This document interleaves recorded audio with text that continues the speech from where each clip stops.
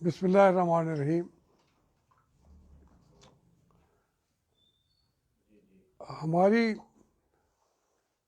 सियासी जमातों में अगाड़ पिछाड़ का सिलसिला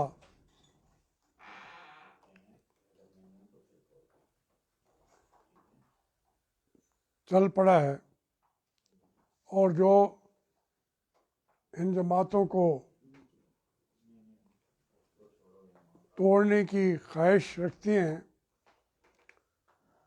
वो भी पुरअज़्म हैं। हमारी सियासी जमातों को पाकिस्तान बनने के बाद काम करने के काबिल नहीं छोड़ा गया। जब वो जमातों की तोड़ फोड़ हो जाती है तो फिर वो जमातें रीग्रुपिंग करती हैं, कोशिश करती हैं मशरक़ी पाकिस्तान में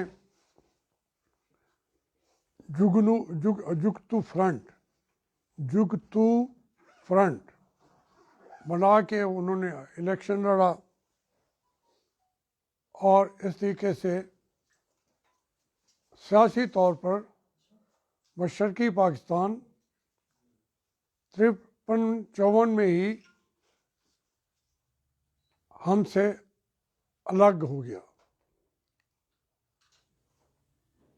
हालांकि कायदे आज़म ने पाकिस्तान बनने के बाद ये सिर्फ कहा जाता है कि उनकी सियासत की वजह या दूसरी वजूहात, लेकिन जो बानी था पाकिस्तान का उन्होंने एक लिहाज से ज़ियारत में जाकर मौका फराहम किया सियासी क़यादतों को, जनाब लियाकत अली ख़ान साहब को और दूसरे सियासी लोगों को, ममदोद को, दुल्ताना को इधर और उधर एक जुगतू फ्रंट बन के आ गया। पहले उन्होंने बंगाली ज़बान के तौर पर तहरीक चलाई, तो वो शुरू से ही क़यादतों को जो उनकी ज़रूरतें होती थी वो फराहम कर दी जाती थी, उन्हें रास्ते अलग अलग करने के बना दिए जाते थे। अब जिस मुल्क में सियासी जमातें ही ना हों तो मुल्क कैसे चल सकता है? या तो हम किसी एक बादशाह की औलाद होते तो फिर उसके नाम पर मुल्क चलता रहा, वो सूरत भी नहीं थी। तो ये अगाड़ पिछाड़ जो है ये शुरू कराई गई है। अभी आप देखें, हमारे मीडिया को कंट्रोल करके इस वक्त मीडिया पूरी तरह कंट्रोल में है। किसी की सच्ची बात मीडिया पे लाना जुए शीर लाने के बराबर हो जाता है।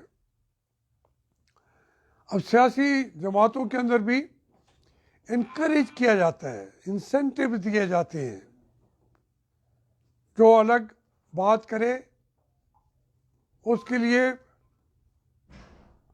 टेलीविज़न हाजिर है और गवर्नमेंट के सपोर्ट में जो बैठे हैं वो हाजिर हैं। जो जमातें नहीं टूटती उनके आदमियों को पकड़ के जेलों में बंद कर दिया जाता है। आप देखिए पार्टियां कब तक जिंदा रहेंगी? पीपल पार्टी जुल्फ़िकार अली भुट्टो साहब ने बनाई। हमें उनसे इख्तलाफ थे और जो उनका तरीक़ेकार भी था कोई सियासतदानों के साथ, वो पसंदीदा नहीं था, लेकिन हम उनके ख़िलाफ़ हमने तहरीक चलाई। हमारी तहरीक जब कामयाबी के करीब पहुंची तो उसकी कामयाबी को उचक लिया गया और उसके अंदर से मार्शल लॉ निकल कर बैठ गया। तो जमातें जो खड़ी थीं धड़ाम से जा गिरी। हालांकि हमारी एस्टेब्लिशमेंट को आगे बढ़कर उनको तक़वियत का बहस बनाना था। सारा जो उस वक्त फार्मूला अपनाया गया, कभी भी कौमी इत्तेहाद या नेशनल अलायंस जो था वो उन्होंने नहीं बनवाया था। कौम की क़यादत जमा हुई, लेकिन और उनकी कामयाबी का जो समर था वो आके एस्टेब्लिशमेंट ने लूट लिया और वो जमातें धड़ाम से जाके गिरी, किरची किरची हो गई। 9 जमातों का वो 9 सितारे कहलाते थे। अब आप जब तलाश करेंगे उनकी किरचियाँ, तहरीके इस्तक़लाल थी, इतनी थी कि अब मुझे भी नहीं याद। मिटे नामियों के निशान कैसे कैसे। तो पार्टियों को हमेशा तरबाह कर दिया जाता है। ये सिलसिला अब फिर पूरे जोबन पे है।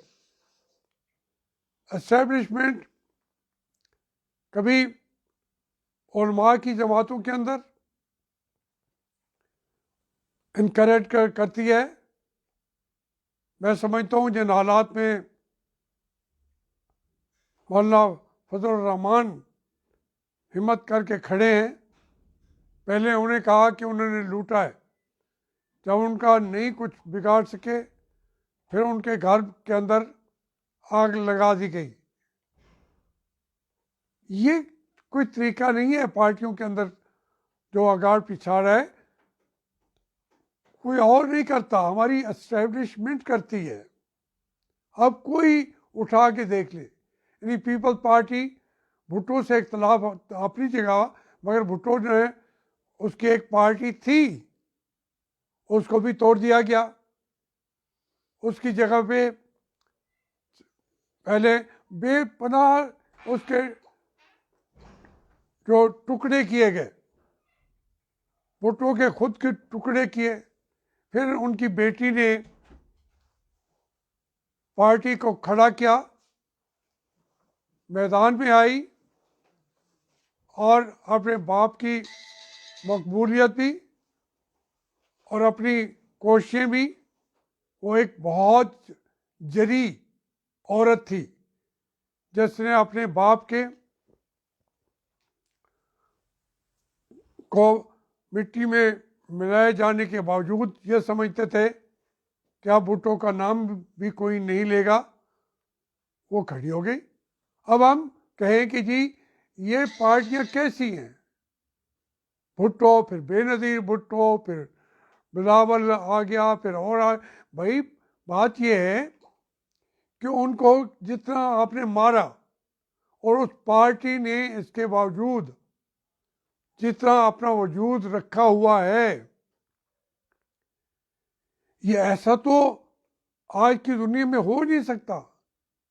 वसाइल का इकट्ठा करने, जानों की कुर्बानी देना, वक्त कुर्बान करना, मुल्क से बाहर जाके धक्के खाते रहना, जलावतनियों की जिंदगियां गुजारना, यही हुआ है मुस्लिम लीग नून के साथ। कि अब आप अगर मियां नवाज शरीफ को 3 दफ़ा वज़ीर आज़म बन गया है वो, आप कहते हैं कि हम आपका वजूद बर्दाश्त नहीं करते।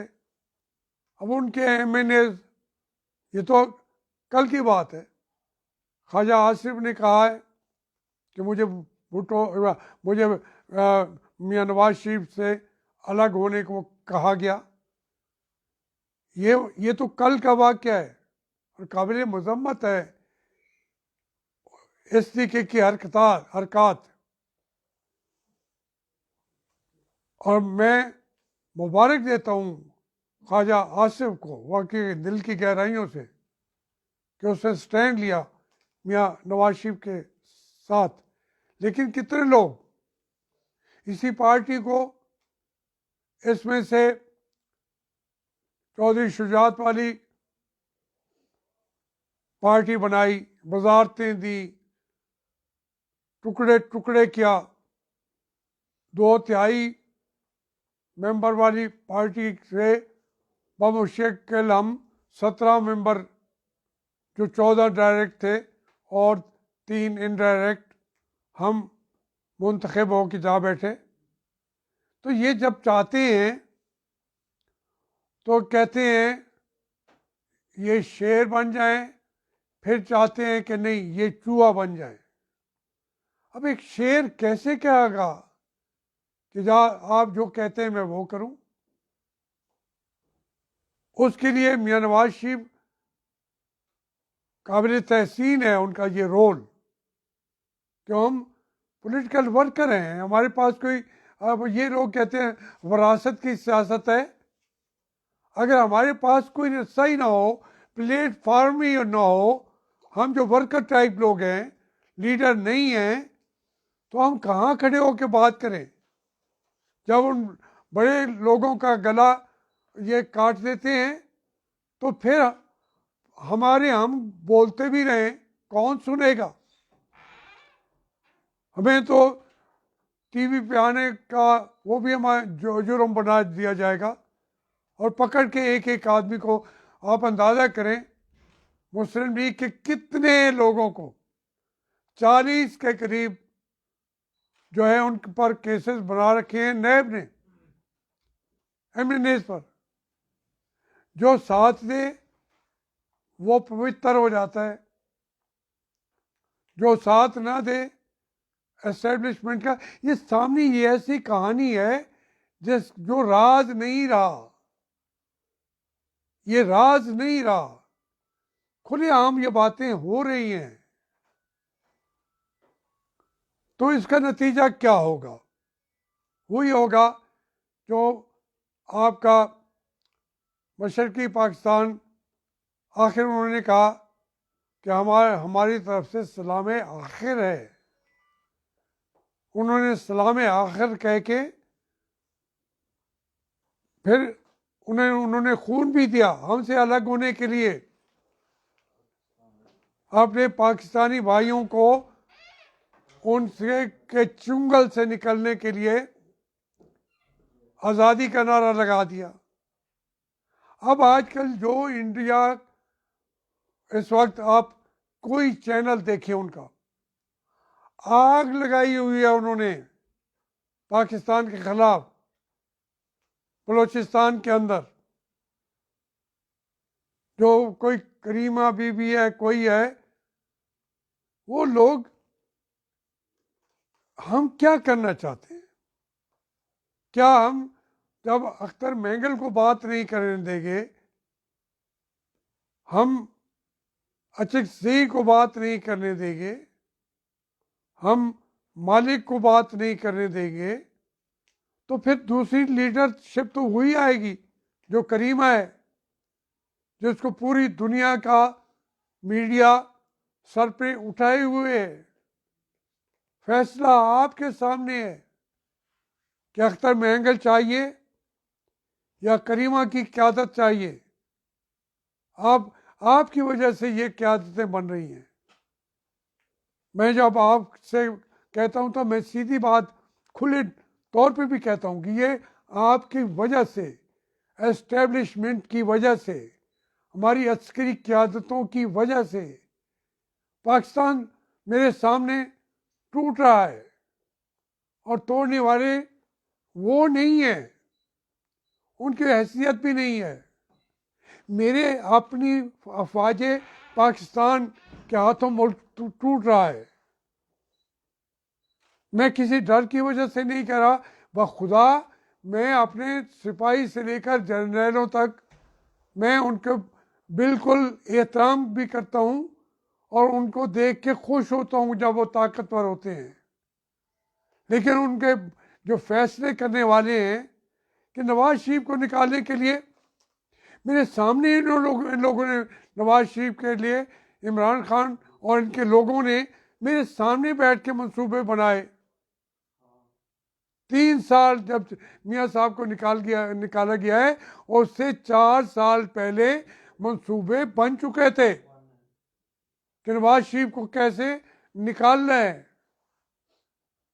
फिर तय हो गया कि सुप्रीम कोर्ट भी वही करेगी जो वो कहेंगे, इमरान खान भी वही करेगा। कुछ लोगों ने कहा, इनको भी कहा कि यार वो इतना बड़ा लीडर नहीं है, वो एक डिस्ट्रिक्ट काउंसिल नहीं चला सकता, कुछ दिन के लिए ये रुके कि हाँ वो वाकई नहीं चला सकेगा। फिर उन्होंने कहा हमें तो हर कीमत पे निकालना है नवाज शरीफ को। उनका नाम भी, उसकी बेटी का नाम भी, उसके भाई का नाम भी, उसके भतीजों, उसको निकालने के लिए ये सारा ड्रामा रचाया आपने। क्यों, आखिर क्यों करते हो? ये मुल्क तो आपका है, हमसे ज्यादा बल्कि आपका है। हम तो किसान हैं, क्या करेंगे?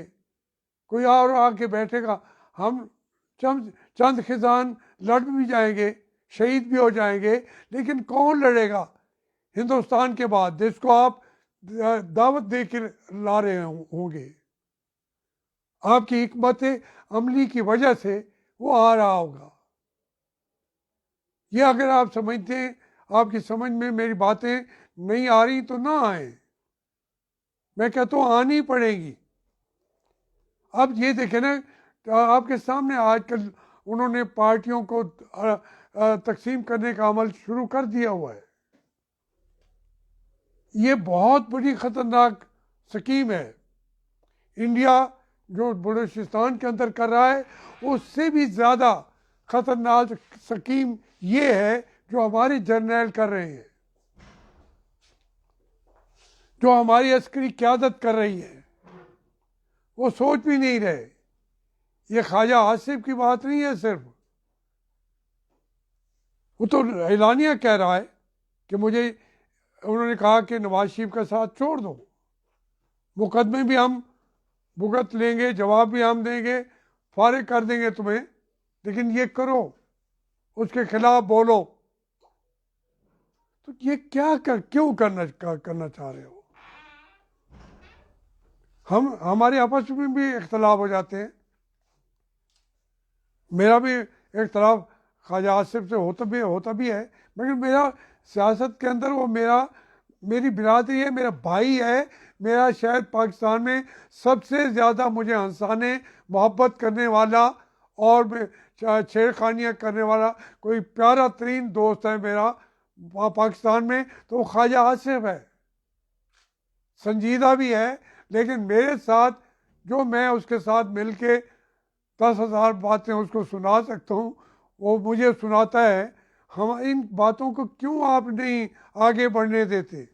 सियासतदानों को इख्तलाफ भी करने दें, इतफाक भी करने दें, लेकिन आप मालिक नहीं हैं। आप ये चीज़ें ना करें प्लीज़।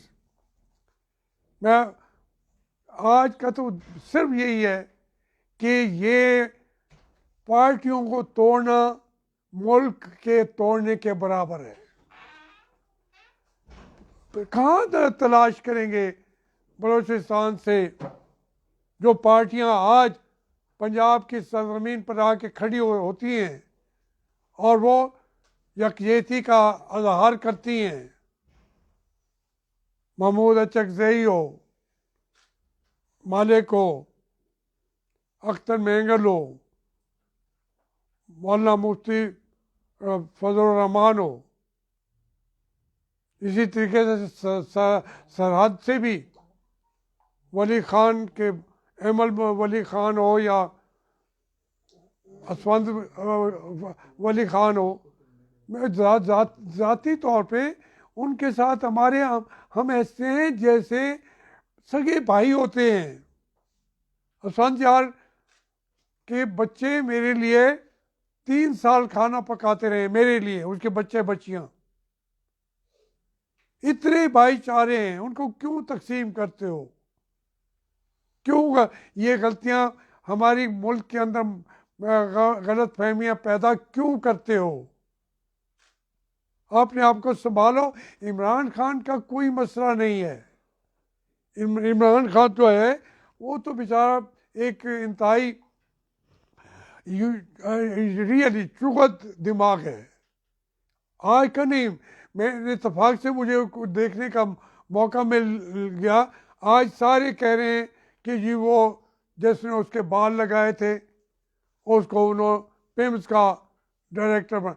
देखिए हम साथ जान, अब चूंकि पब्लिक बात हो गई है, 50 साल पहले वो गंजा हो गया था, उसे उस वक्त से विग बनवाई हुई है, तो हमने तो जिक्र नहीं किया। जब खुल के पब्लिकली बातें आती हैं तो अंदाज़ा करें हम कितनी मोहब्बत, किसी को बदनाम करना भी नहीं चाहते। ये ये फिर ये नहीं कि ना कहिएगा कि मैंने ज़ाती तौर पर उस पर बोतान बांधा है। मैं कह रहा हूँ ये जानते हुए ज़ाती बातों को हर एक ने छुपाया भी है। इमरान खान के अंदर सच्ची बात यह है कि उसको 5 साल बैठने दें, उसका हिम्मत है तो बैठ जाएगा। लेकिन आप उसको जो खड़ा करते हैं सिर्फ इसलिए कि उस वक्त का आप इंतज़ार करते हैं कि लोग आपको कहें कि ये सारे लड़ रहे हैं, आप आगे आ जाएं। उस वक्त का इंतज़ार मत करो। आप आगे आने का मार्शल लॉ लगाने की जरूरत भी नहीं है, आपके अंदर किसी के अंदर नहीं है। जब मैं कहता हूं मार्शल लॉ लगाने की जरूरत किसी में नहीं है तो ये फिक्रा मेरा छापिए आप अखबारों में, मैं तो तारीफ कर रहा हूं। जब मार्शल लॉ नहीं लगेगा तो फिर इमरान खान 5 मिनट के लिए भी हुकूमत पे बरकरार रहना अफोर्ड नहीं कर सकता। उसकी जगह अजीब व गरीब उसके बेचारे की बातें हैं, जो मैं उसके अंदर की बातें आज एक मैंने कह दी है, मैं कभी कहूँ फिर नहीं कहूँगा। मैं अपने आप से भी वादा करता हूँ कि उसकी ज़ाती बात नहीं करूँगा, लेकिन जब वो खुद हर चीज़ तश्त बाम आ गई है, बाहर चीज़ें निकल रही हैं, तो ऐसी ऐसी बातें निकलेंगी तो फिर जो लोग हैं वो लाने वालों को नहीं छोड़ेंगे कि ये क्या चीज़ें ला के हमारे सरों पे बिठाते रहे। मेहरबानी। आशमी साहब, इसमें एक तो बात यह है कि कल आपके दामाद के खिलाफ भी एक पर्चा और कर लिया उन्होंने, बजाय इसके जो बिजली बहाल करते। इस पर भी थोड़ी सी आप रोशनी साथ ही डाल दें, एक ही दफ़ा फिर हम सवाल कर लें। मैं असल में मैं चाहता था कि ये जो बातें मैं करता हूँ ज़्यादा, तो उसकी वजह से ये मीटर्स के ऊपर बात ख़त्म हो जाएगी। बात ये है, मैं अर्ज़ कर देता हूँ, बात यह है कि 8 दिन से हमारे घरों की बिजली बंद है। 8 बल्कि ज़्यादा दिन हो गए, 10 दिन। तो मैं चूँकि यहाँ रहता हूँ, अभी मैं कोई 5-6 दिन, जब बल्कि 12 दिन पहले मैं वहाँ गया तो वहाँ हमारे मीटर मेरा तो चलता भी नहीं है, लेकिन एहतियात भी करता हूँ। तो वहाँ बिल मेरा आया 2100 रुपये। तो वो फिर हमने उसको अदा कर दिया। वो आके मेरा मीटर भी उठा के चले गए। जो मेरे दामाद के घर से 1.5 एकड़ फासले पे है मेरा घर। वो कहते हैं जी चूंकि ये बाहर चार दुबारी एक है, तो कंपनी ये जो कॉलोनियाँ हैं इसकी भी बाहर चार दीवारी एक ही होती है, ये तो कोई तरीका भी नहीं है। अच्छा, फिर मेरे साथ वो बेचारे एक दुकानदार ने, उसने रात के वक्त हमें दे दिया, उसका भी मीटर उठा के ले गए। कोई नोटिस होता है वो भी नहीं दिया। तो जैद बाहर का जब काट के गए तो वो अदालत में आया, अदालत ने उसको बहाल कर दिया। अब वो अदालत का हुक्म भी नहीं मानते, कहते हैं नहीं। तो अब ये भी चला गया है, जैद बाहर भी अदालत में चला गया है। अच्छा, मैंने तो ये कहा कि भाई मेरा मीटर जो है, या तो ज़िंदगी भर कभी भी मैंने मीटर अपने का बिल ना दिया हो। इस घर का 80,000 70,000 महीने का आता रहा है। 1,25,000 बिल मैं अदा करता हूँ, लेकिन वहाँ मैं 2100 रुपये नहीं भर सकता था। जो 1,25,000 बिल भरता है वो 21 वो उठा के चले गए।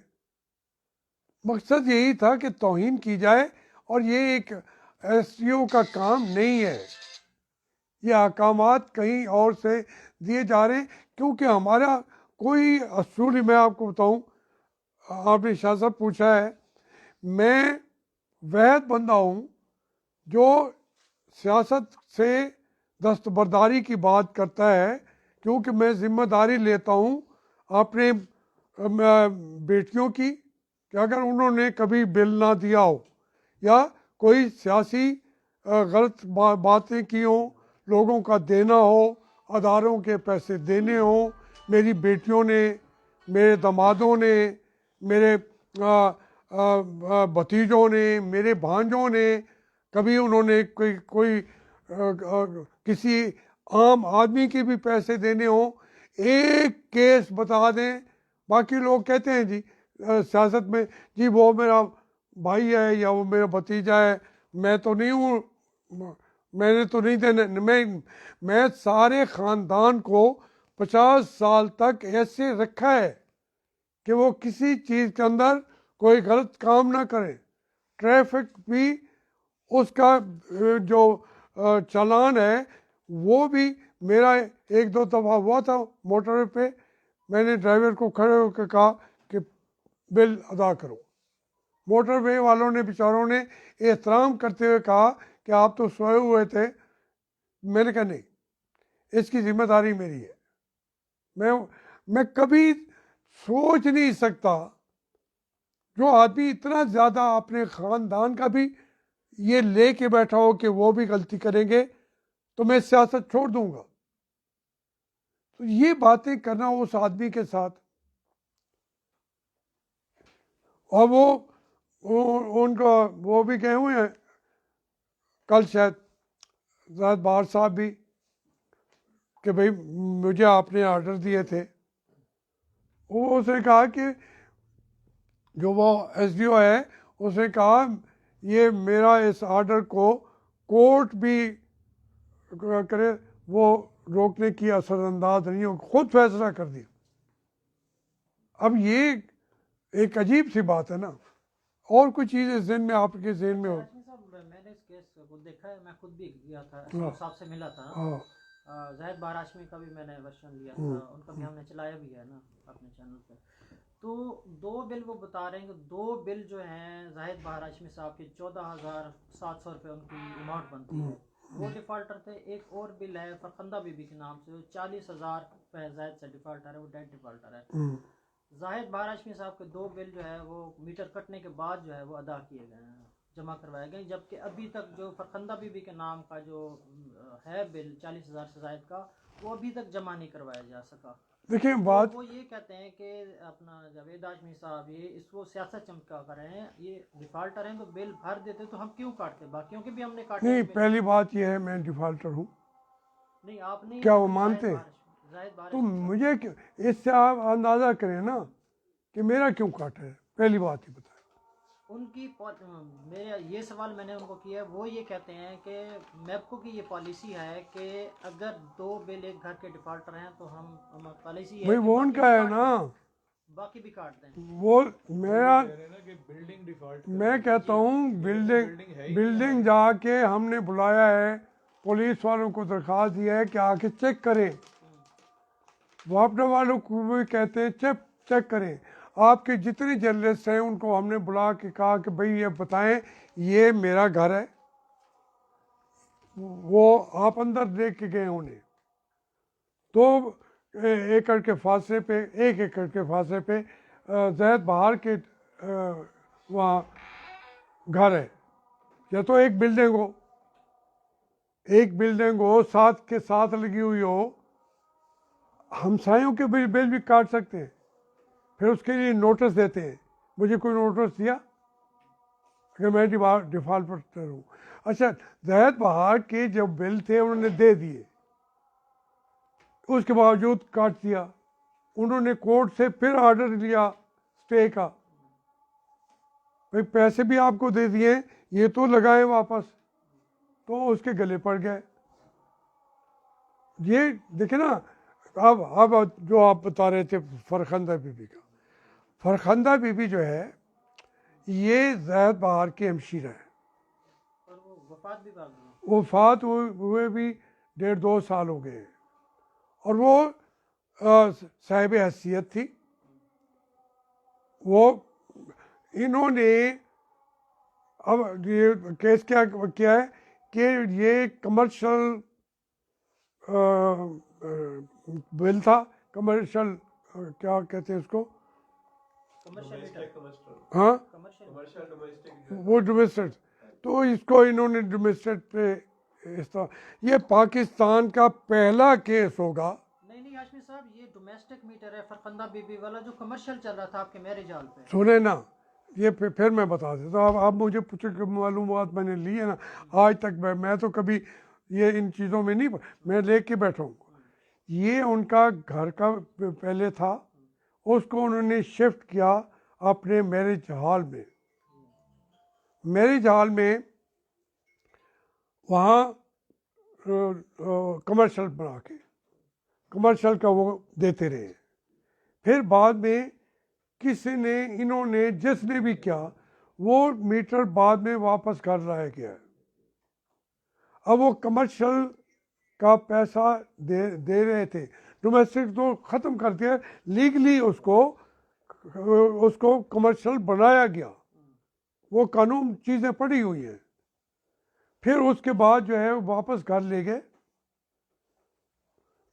इन्होंने कहा कि वो, ये इनको अंदाज़ा ही नहीं था ये हमारा कमर्शियल है उसको दे रहे, चलिए कमर्शियल को घर पे दे दिया। अब कोई पाकिस्तान में आदमी एक केस अदालत में आया हो, लोग ये तो कहते हैं कि डोमेस्टिक लेके इन्होंने कमर्शियल चला दिया था, इन्होंने तो कागजात के मुताबिक उसको करवाया, कमर्शियल हो चुका, फिर जब वो उसको वापस घर ले आए हैं तो इन्होंने चेंज नहीं किया, कमर्शियल रहने दिया है, और कहते ये हैं कि इन्होंने कमर्शियल के तौर पर चलाया डोमेस्टिक को। कभी ये हुआ है कि ज़्यादा पैसे भरने के लिए कमर्शियल करा के चलाए घर के बिजली पे? आपकी समझ नहीं आ रही मेरे ख्याल में। नहीं ठीक है सर, ये तो बड़ा क्लियर है, इट्स लाउड एंड एक एक चीज़ का पेपर सारा मौजूद है, एक एक पेपर मौजूद है, तो इस तरीके की सूरत हाल करना। और सबसे बात मैं फिर कहता हूँ कि भाई मेरा क्यों उन्होंने किया, इससे पहले जब उनके कभी वो उनके कनेक्शन उन्होंने डिसकनेक्ट किया भी था, मेरा तो कभी नहीं किया, मेरे अलग हम कैसे करते, उनके वो देते भी थे नहीं भी देते थे, कट जाता था नहीं, उससे मेरा कोई ताल्लुक नहीं है, जितनी दफ़ा उनको पहले काटा, तो मेरा तो बिल कभी इन्होंने डिस्कनेक्ट कभी नहीं किया। तो अब आके 2100 रुपये पे आके काट दिया। ये धौंस की बात नहीं है। लोग कहते हैं जी वो धौंस दिखाने के लिए वापडा ने, मेरा एप्रीहेंशन है कि चूँकि कोई चीज़ मेरी इलीगल नहीं पकड़ सकी, ना नैब पकड़ सकी है, ना कोई अदारा पकड़ सका है, ना मेरे 1 रुपए की कोई चीज़ निकाल नहीं सकते। वहाँ जिस घर में मैं बैठा हूँ वो ये सही है 32 कनाल से भी ज़्यादा है, लेकिन उसका रिकॉर्ड उठाएं, मेरे खरदादा से भी पहले की, हमारे नाम दादा की, खरदादा की, परदादा की वही जगह है जिस पे हमारे घर थे। अब किसी ने बड़ा घर बना लिया, किसी ने छोटा बना लिया। उसमें से मेरी बहनों का घर है, उसमें से शारे आम है, सड़क चलती है। अब उनके भी उतार दिए, दरमियान में सड़क है, उनके भी उतार दिए। ये एक अजीब व गरीब हरकत कर रहे हैं और बाज भी नहीं आ रहे। फिर हम कहाँ जाएंगे? देखो 8-10 दिन हो गए एग्जैक्ट, तो मुझे वो हम बगैर इनके बिजली के, आज ज़माना हो रहा है, हम हो सकता है सोलर का लगवा लेंगे, लेकिन ये आम शहरी के साथ ये हरकतें जो करते होंगे, मैं तो सोलर लगवा लूँगा, मैं वापडा की मिन्नत भी नहीं उठाऊँगा। और मैंने ये इन्होंने बातें की, मेरा तो जो मेरा दामाद है वो चीफ इंजीनियर है वापडा का, नहीं अली रजा, लेकिन उससे पूछा, मैंने कहा बेटे मुझसे मत पूछना, ये मुझे कहना भी ना, ये लड़ाई मेरी है, आम सारिफ की लड़ाई है। उनके ऊपर क्या कामते ये डांते होंगे। इसलिए मुझसे आदमी भेजे थे, एक्सीएन ने भी, ये दूसरों ने भी, कि हम माफ़ी मांगते हैं। मैंने कहा नहीं, आपने मेरे एक आदमी के साथ जिसकी ज़िंदगी का पूरा करियर जो है साफ तरीके से मैंने रखा है, और वो मेरे ऊपर ये इल्ज़ाम जब आएगा, आम आदमी सोचेगा कोई यार 50-60 लाख का बिल होगा। सियासतदान यही करते हैं, बड़े बड़े ज़मींदार यही करते हैं, कारोबारी यही करते हैं। कोई आपको इस दौर में मिलेगा 1500 से 2100 मीटर का सियासतदान? आप भी अदालत में जाएंगे हाशमी साहब अपने? मैं भी जा चुका हूँ। क्या कंज्यूमर कोर्ट में क्यों नहीं आप जा रहे? क्योंकि माजी में ऐसा हुआ है कि कंज्यूमर कोर्ट ने वापडा को इस पर जुर्माने सुनाए, तो वो वहाँ भी जाएंगे जहाँ से हमें इंसाफ मिलेगा। अब 2100 दे के मेरा वकला के ऊपर, चीज़ों के ऊपर लाखों भी खर्च हो जाएं, मैं तो अपने हक का, ये इसको क्या इनको हक पहुँचता है कि मेरे घरों में घुस के ये चोरियाँ करें? वो चोरी बनता है। हमने चोरी का पर्चा कराया हुआ है, थाने पे भी कराया हुआ है। आप कह रहे थे कि पीछे से अहकाम आ रहे हैं, एसडीओ साहब कह रहे थे, आज उनसे बात हुई, तो मैं कहा ये बताएं तो सही, वैसे पीछे से किसके अहकाम आते हैं, कोई है? उस जी हाशमी साहब कह रहे हैं कि मेरे तो वो ग्रेड 17 का मैं ऑफिसर हूँ, मेरा तो ग्रेड भी नहीं मानते।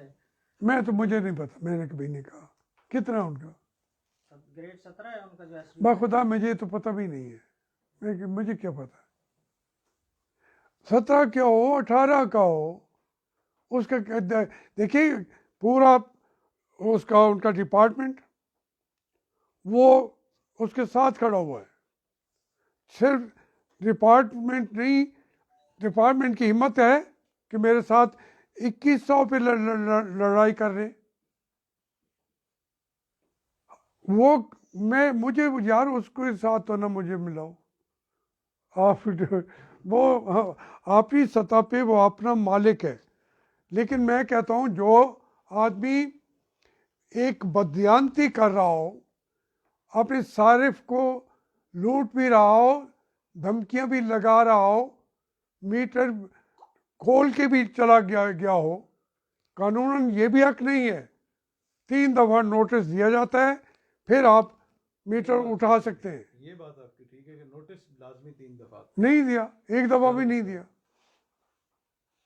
ये तो 100% पक्की बात। सर ये बताएं कि इस्टेब्लिशमेंट जो है वो, जैसा आपने खुद भी कहा कि वो तोड़ फोड़ का अमल जारी रखे हुए है और पीडीएम और सियासी जमातों के अंदर भी तोड़ फोड़ का सिलसिला जारी है, तो आप क्या देखते हैं कि इस तरफ से आप एक जिद्दोजहद कर रहे हैं बहाली जमहूरियत के लिए और दूसरी तरफ से उन्होंने स्टैंड भरपूर लिया हुआ है, बल्कि वो अब एक कदम बढ़ के जो है ना वो आपकी इस तहरीक को और पार्टियों को और पीडीएम को तोड़ने के लिए जा रहे हैं, तो क्या आपको नजर आ रहा है कि तसादुम होगा या टकराव होगा या क्या होगा?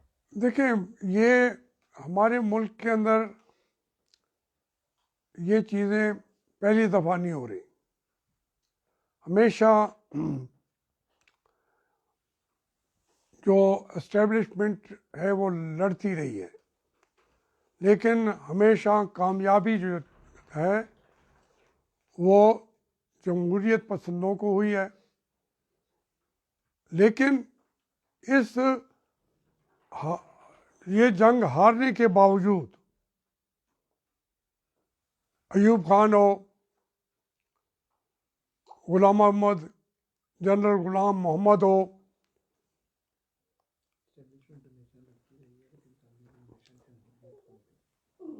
या हमारा वो गवर्नर जनरल थे अयूब खान से जो पहले थे,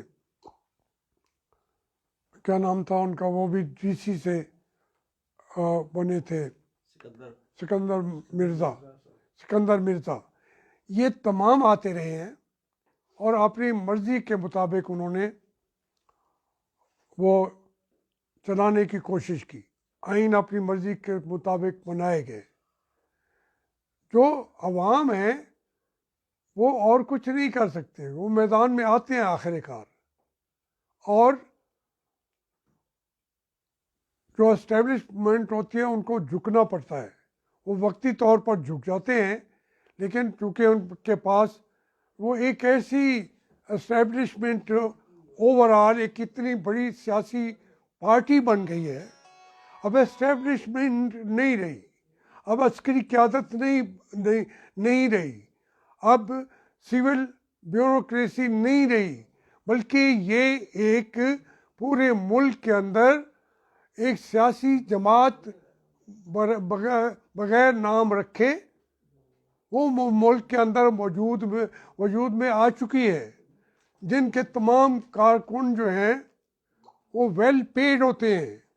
कौमी ख़जाना से उनको तनख्वाहें दी जाती हैं, प्लाट दिए जाते हैं, इक़्तिदार दिया जाता है। वो एक सियासी जमात जो है वो इनसे बहुत बड़ी बन जाती है। जब हर कारकुन के पैसे साल के हर महीने पहुंच रहे हों, ना उनको महंगाई की तो तस्वुर भी नहीं होता, उनको लोगों की मुश्किलात का तस्वुर भी नहीं होता। हम अभी रो रहे हैं 2100 के बिल के लिए, उनको बिल आता ही नहीं है, एक बिल नहीं आता। ऐसी मज़दार सियासी जमात है। तो उस सियासी जमात ने मुल्क को बुरी तरह जकड़ा हुआ है और कहते हैं हम ही मालिक हैं और इसको तस्लीम करो। तो इसलिए आपका जो ये सवाल है नियाज़ी साहब, इसमें उस सियासी जमात को कोई दुनिया की ताकत डिफीट नहीं दे सकी, दे ही नहीं सकी। पाकिस्तान के लोगों ने जंग लड़ी तो जब मशरक़ी पाकिस्तान वाले थक गए, हार गए, तो उन्होंने कहा नहीं जी हम इस सियासी जमात को ही ख़त्म करते हैं, अलग चले गए। अब वो सियासी जमात मगरबी पाकिस्तान पे मौजूद है, तो वो जो कुछ बलूचिस्तान के फैसले वो ख़ुद करते हैं, खारजा पॉलिसी के फैसले वो ख़ुद करते हैं, किसी को लाने के लिए फैसले भी वो ख़ुद करते हैं। सबको बोल आए हैं, जितने हम लोग बैठे हैं हम भी उनके सारे सियासी जमात के हम रुकन बन गए थे। जितने हैं जो वज़ीर आज़म बनते हैं, जब वो देखते हैं वो कहते हैं जी आप अब हमें इस सियासी पार्टी के साथ मुल्क को नहीं बचाया जा सकता, हमने देख लिया है। तो वो कहते हैं तुम बागी हो गए हो, हमारी जुर्रत तुम्हारी ये हो गई है। फिर ना उसकी बेटियां, ना उसके बेटे, ना को उसकी वालदा, कोई बड़े छोटे, सबके सब दर दर के अंदर दुनिया के अंदर वो धक्के खा रहे होते हैं। कुछ उन्होंने जितना भी कमाया है, नहीं कमाया, वो निकल जाते हैं। फिर वो पार्टी बनती है, कोई और लड़ता नहीं है, फिर उनके बच्चे लड़ते हैं। वो कहते हैं जी ये तो विरासत वाले आ गए हैं। और अगर आज जितने जर्नल हमारे रिटायर शुदा हैं, जितने सर्विस कर रहे हैं, आप तमाम जर्नलों की जो विरासत है, जो दौलत है, उनके बाप की बता दें, मौजूदा जनरल साहब जो सर्विंग है उसकी बता दें असासे, और उनके बेटों के असासे और बेटियों के बता दें। कोई नहीं बताएगा, जोर लगा लें, मुल्क टूट जाएगा। आसिम क्या था उसका नाम, बाजवा का जरूरत ही नहीं है कि उसके असासे आप पूछ सकें। बाजवा के असासे रहमतुल्लाह अलैह रज़ी अल्लाह ताला अन्हु, उनके असासे आज पूछ के दिखाएं। जिस दिन उसके असासे बताए गए वो पाकिस्तान का आखिरी दिन होगा। कोई जर्नल जरूरत ही नहीं है। क्या ये हम जो लोग हैं, हम तो शूदर हैं, शूदरों को ये जरूरत कैसी है कि उनके मैं नहीं कहता कम या ज्यादा, हैरान हो जाएंगे। एक एक जर्नल 10-10 अरब में पड़ेगा कम अज कम। जो रिटायर्ड जजेस हैं वो तो 15-20 अरब के अंदर एक आम जर्नल पड़ेगा जो रिटायर्ड हैं। इतनी तनख्वाहें पाकिस्तान के अंदर जान नहीं है, लोगों के अंदर जान नहीं है। आपने तमाम खाने पीने की चीज़ें महंगी करके भी उनकी हम भरना चाहें, हम भर नहीं सकते उनकी तनख्वाहें। अमेरिका से फिर हम कर्जे लेते हैं, IMF से कर्जे लेते हैं उनकी तनख्वाहें पूरा करने के लिए। आप ख्वाब देख रहे हैं, उनको कौन हराएगा? हारेगा तो पाकिस्तान, वो नहीं हारेंगे, क्योंकि जो दूसरा आएगा वो उस फौज में भी जर्नल होंगे, अयूब खान की तरह और लोगों की तरह भी। पीपल्स पार्टी जो है जी, पीपल्स पार्टी ने सेनेट इलेक्शन में जाने का ऐलान किया है और नवाज शरीफ की वापसी भी मशरूत की है, तो क्या समझते हैं PDM का मुस्तकबिल आगे? देखिए मैं समझता हूँ कि PDM ने जो काम दिखाना था, जो उसकी जिम्मेदारी थी, आगे के मामलात क्या तय करेंगे। लेकिन ये छोटी बात नहीं है कि इस दौर में जब ज़्यादतियाँ कर रही है हमारी एस्टेब्लिशमेंट और इस तरीके के लोगों को आगे ले आती है। मेरे तो सामने के वाक़यात हैं। मुझे एक कमीशन खड़ा करें, मैं कहूँगा जनरलों ने ये इमरान खान को लेके आए हैं, तो मैं अगर साबित ना कर सकूँ तो फिर मुझे सज़ा दें। अगर मैं साबित कर सकूँ तो जो लोग लाए हैं, जो जनरल लाए हैं, फिर उनको सज़ा मिलनी चाहिए। अब बात ये है PDM का, मैं जो ये इन तमाम जो बनती रही हैं तंजीमें, PDM हो या PNA हो या IJI हो या ARG हो जिसका मैं भी सदर रहा हूँ, या इससे पहले अयूब खान के ख़िलाफ़ जो वो बनी थी, क्या नाम था, मजलिस अमल एक्शन कमेटी, जिसके सरबराह नवाबजादा नसरुल्लाह थे, या उससे पहले, ये तमाम तंजीमें मुल्क को बचाने की जिद्दोजहद करती रही हैं और अब पीडीएम ने ये देखें इसके अंदर कौन कौन लोग हैं। बलोचिस्तान के सबसे ज़्यादा मौसर अदारे जमातें वो पीडीएम में मौजूद हैं। सिंध की ताकतवर जो लोग थे और भी हैं, भुट्टो से लेकर बेनज़ीर तक कत्ल होते गए, मरते गए। बलोचिस्तान के लोग भी मरते गए, जिनका नाम ले रहा हूँ इनके सब के लोग मरे हैं। महमूद अशरफजई के वालिद जो हैं 28 साल जेल में रहे हैं, 28 साल। 70 का इलेक्शन भी लड़ा कौमी असम्बली का, पाकिस्तान को मान लिया, गफ्फार खान ने मान लिया। वो कहते हैं हम मानते हैं, पाकिस्तान मानते हैं, हम कहते हैं नहीं तुम पाकिस्तान के दुश्मन हो, दुश्मन हो। किस लिए दुश्मन? तोड़ा तो फिर तुमने है, उन्होंने तो नहीं तोड़ा। याह्या खान कौन था? ये परवेज मुशर्रफ कौन था? यहाँ उसके अंदर वो जो लड़ाई हुई है अभी, हाँ जी, कारगिल, कौन था? परवेज। इसी तरीके से हमारा सियाचिन गया तो सदर इस मुल्क का कौन था? तो हर एक के दौर में पाकिस्तान छोटा हुआ है, पाकिस्तान बड़ा नहीं है। ज़ियाउल हक के दौर में भी हिस्सा दिया, अयूब खान के दौर में भी ईरान ने कुछ हिस्से लिए और मशरक़ी पाकिस्तान चला गया। याह्या खान के भी एक वो तबकात हैं, उनको तुम सारे मुहिब्बुल वतन बनाते हो, उनको बहुत बड़ी तनख्वाहें देते हो, उनको तोपों की सलामी देते हो। अगर अदालत कोई पहली दफ़ा मुल्क में उन्होंने कहा भी था कि ये गद्दार है परवेज मुशर्रफ, उसको एक दिन के लिए सजा दे के दिखाओ, किसी एक को नहीं दिला। जिस मुल्क में किसी एक जर्नल को सजा नहीं दी जो उन्होंने मुल्क के साथ किया, तो फिर जो आज कर बैठे हैं, इनके होते हुए अगर पाकिस्तान को तकलीफ पहुंचेगी तो इनका तो कुछ नहीं जाएगा। इनको तो हम ये मरेंगे भी सही तो 21 तोपों की सलाम इनके नसीब में है, और जब जीतेंगे या जिएंगे तो हमारे मालिक और खालिक होंगे।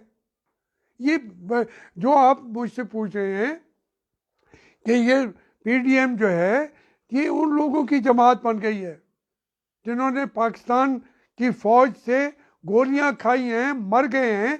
ये मैं ऐसी बात तो नहीं कर रहा, अगर ये मैं कर रहा हूँ तो वो क्या नाम है उसका, आजकल वो भी बड़ा मोतबर हो गया है, शेख रशीद।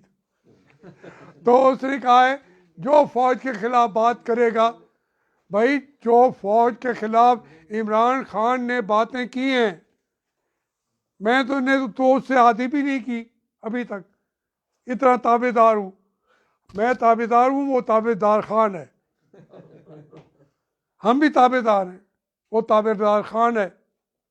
वो ताबेदार खान ने जो बातें की इंडिया के अंदर बैठ के, दुश्मन मुल्क के अंदर बैठ के, अमेरिका के अंदर बैठ के, लंदन में बैठ के, पाकिस्तान में बैठ के, इतना भरकस कोई अपनी फ़ौज का गद्दार भी नहीं निकाल सकता जो इमरान खान ने कहा। तो गद्दारों के लिए आपके पास तो इनामात हैं, गद्दारों के लिए तो आपके पास वज़ारत उज़्मा है। ये पीटीएफ ने जो कुछ किया है वो इससे ज़्यादा क्या करेगी? छोटी छोटी बातों पे इख्तलाफ भी होंगे, आदमी भी छोड़ेंगे, क्योंकि वो फ़ौज तो है नहीं। पूरी पार्टियां, पीपल्स पार्टी को मैं फिर सलाम करता हूँ, उन्होंने एक अपना कंट्रीब्यूशन किया, लेकिन उसके बाद पहले बयान दिया एक ने कि हमारे जो मेंबरान हैं उनके ऊपर भी दबाव है। हमारे कौमी असम्बली के मेंबरान पे भी दबाव है, जो नहीं उनकी बात मानता तो उसका असर ख्वाजा आसिफ के तौर पे बन जाता है। तो ये इस तरीके से आप कहेंगे कि पीडीएफ जो है कोई पाकिस्तान को कोई जो सुरैया तक पहुंचा देगी, पीछे उनकी जो टांगों में जो रस्से डाले हुए हैं वो एस्टेब्लिशमेंट है, पाकिस्तान को तोड़ने वाली भी एस्टेब्लिशमेंट है।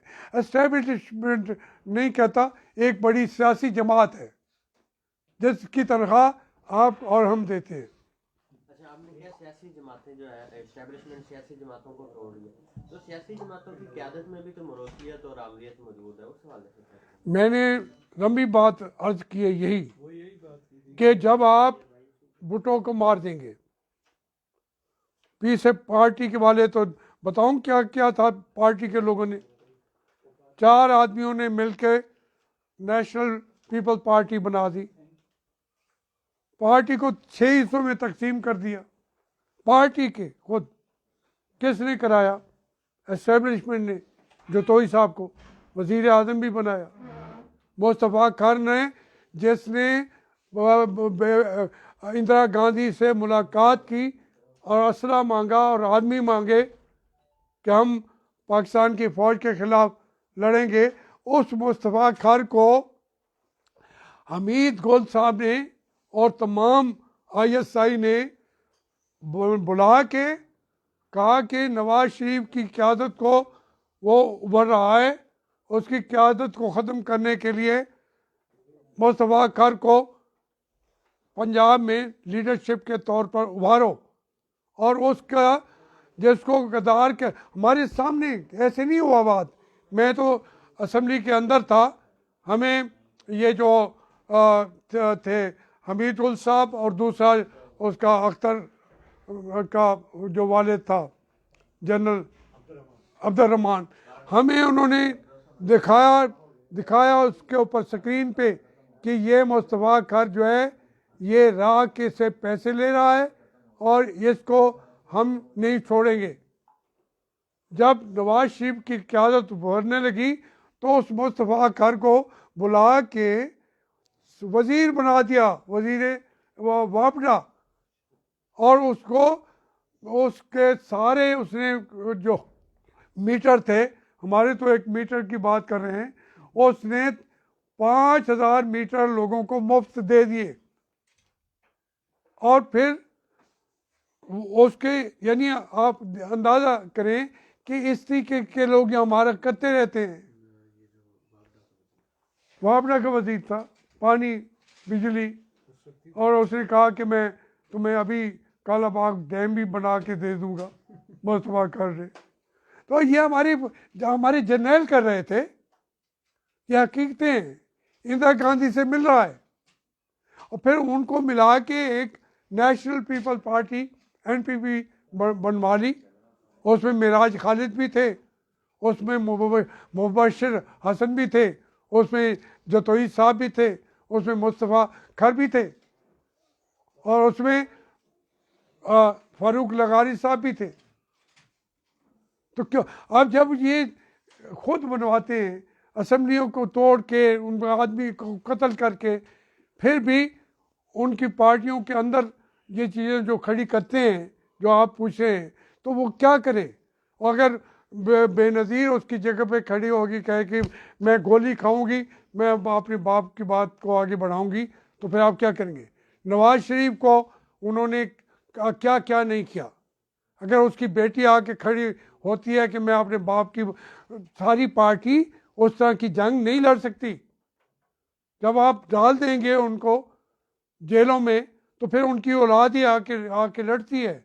हम जैसे साथ देते हैं, हम लड़ते हैं, हम पीछे हटते भी नहीं हैं, लेकिन ज़्यादा जो रिस्पांस उसी लीडर को जिसको हमने मारा हुआ है, जिसको जेल में डाला हुआ है, उसी के बच्ची को ज़्यादा इज़्ज़त मिलेगी। इसलिए बलूचिस्तान में अख्तर मेंगल के भाई को कत्ल किया हमने, अताउल्ला मेंगल के बेटे को कत्ल किया पंजाब की फौज ने। तो फिर वो किसको बनाएंगे? दूसरे बेटे को उसने पेश कर दिया। यहाँ कोई मरूसियत की नहीं बात। ये मरूसियत, हाँ, ये मैं कहता हूँ कि सियासी जमातों की जो ये शक्ल व सूरत है वो भी बिगड़ी है। ये पाकिस्तान का मजमूई नुकसान है, जिसकी वजह से मैंने आज प्रेस कॉन्फ्रेंस का आगाज़ किया था। बहुत शुक्रिया।